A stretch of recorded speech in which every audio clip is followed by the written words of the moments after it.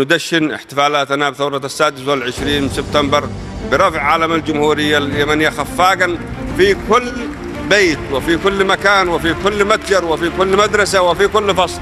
ندعو كل أبناء شعبنا اليمني العظيم إلى الاحتفال بثورة 26 من سبتمبر ورفع أعلام الجمهورية اليمنية في كل بيت وفي كل حارة وفي كل مكان. لقد تحرر شعبنا اليمني في ثورة 26 من سبتمبر والرابع عشر من أكتوبر من الإمامة في الشمال والمستعمر في الجنوب. ثورة سبتمبر المباركة التي هي أمانة في عنق كل يمني يجب عليه أن يحافظ عليها. ثورة 26 من سبتمبر التي قامت ضد الجهل والكهنوت والرجعية أنارت مجتمعنا وأبنائنا بالعلم.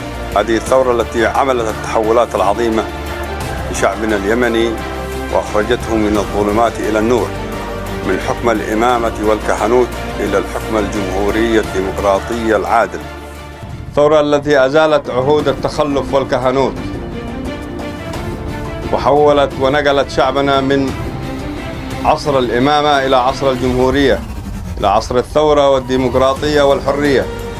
يريدون أن تعود عجلة التاريخ إلى الوراء، عهد الإمامة والتخلف. وبناء على هذه المتغيرات فإن شعبنا لن يعود مرة أخرى إلى حكم الإمامة.